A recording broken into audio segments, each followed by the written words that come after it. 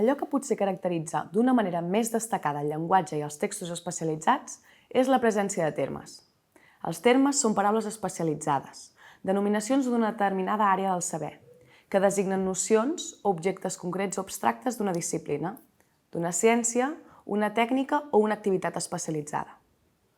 El conjunt de termes d'una disciplina és el que es coneix amb el nom de terminologia.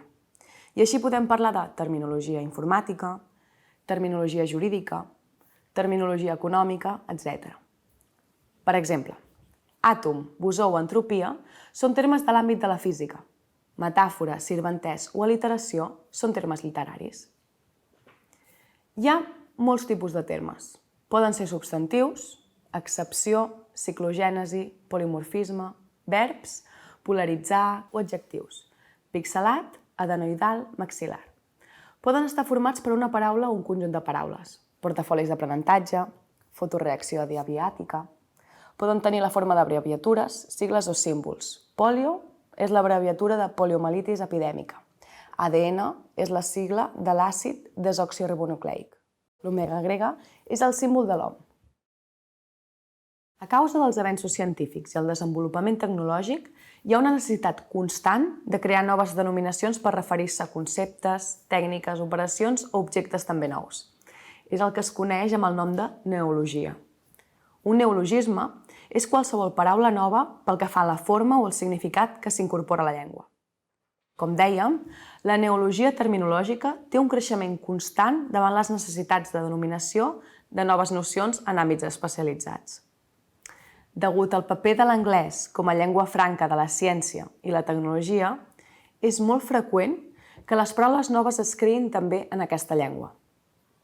És molt normal avui dia sentir parlar d'apps, GIFs, crowdfunding o fake news.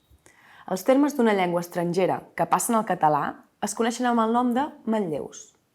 Els manlleus es poden agafar sense canvis, amb la mateixa forma que tenen a la llengua estrangera, com bit, surf o benchmarking. O es poden adaptar ortogràficament a la llengua d'arribada, en aquest cas al català, com màrqueting o xàrter. A vegades també es tradueixen, com el cas de grup d'empreses per holding o en línia per online. No s'agafen paraules i termes només de l'anglès.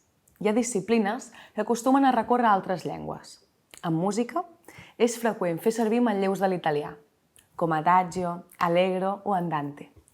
En gastronomia, una de les llengües de referència és el francès, quiche, coulis, fondue.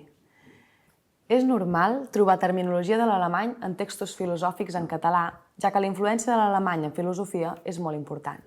Per exemple, anàlogon o realpolitik. El català, com les altres llengües, té els seus propis mecanismes de creació de paraules i termes.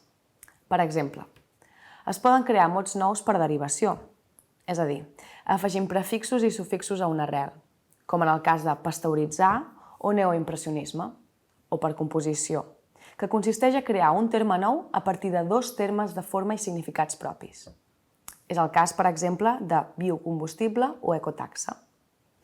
A l'àmbit de la ciència és molt freqüent recórrer a les llengües clàssiques, el llatí o el grec, per crear terminologia, encara que la majoria dels avenços científics es vehiculen a través de la llengua anglesa. Moltes denominacions noves es continuen formant a partir d'elements grecs i llatins. Fixeu-vos en termes com ara cuneïforme o cefalàlgia. Els termes estan molt relacionats amb la precisió del llenguatge d'especialitat. Així com les paraules de la llengua comuna poden tenir molts matisos semàntics i amb un mateix mot es poden designar diversos conceptes, els termes acostumen a designar només un únic concepte. Per exemple, el mot xarxa en la llengua comuna pot tenir diversos significats. En canvi, en el camp de la informàtica, el concepte està molt més delimitat. L'ús de terminologia especialitzada contribueix, doncs, a evitar l'ambigüitat en els textos especialitzats. La terminologia també contribueix a la neutralitat i l'objectivitat del llenguatge especialitzat. Els termes acostumen a ser neutres, no denoten valors subjectius o emocionals. Però no en totes les disciplines passa el mateix. Els termes de la medicina o la psiquiatria poden tenir determinades connotacions, sobretot quan el terme passa a la llengua comuna. En serien exemples termes com càncer o depressió. És molt freqüent que el conjunt de termes d'una disciplina o àmbit del coneixement es reculli en diccionaris, glossaris, vocabularis i tesaurus especialitzats. Així ens podem trobar, per exemple, en publicacions com Diccionari de Medicina, Vocabulari de Dret Internacional, Lèxic de Bioquímica o Nomenclatura de Gestió Universitària. En aquest sentit, i pel que fa a la terminologia en català, cal destacar la tasca que fan organismes com el Termcat o les universitats de l'àmbit lingüístic catalanoparlant. El Termcat és una entitat que té com a objectiu sistematitzar i difondre la terminologia dels diferents sectors d'activitat i àmbits de coneixement i, entre altres coses, elabora diccionaris, vocabularis, lèxics i altre material de divulgació multilingües de diferents àmbits de coneixement. Estableix la denominació dels nous termes i assessora institucions, empreses i especialistes en allò referent a la terminologia. També una de les tasques més destacades dels serveis lingüístics de les universitats de parla catalana és l'elaboració de diferents recursos terminològics. Un dels hàbitats naturals del llenguatge d'especialitat i la terminologia és la universitat. És per això que un dels objectius dels serveis lingüístics universitaris és assessorar els especialistes, investigadors, professorat i alumnat en l'àmbit de la terminologia.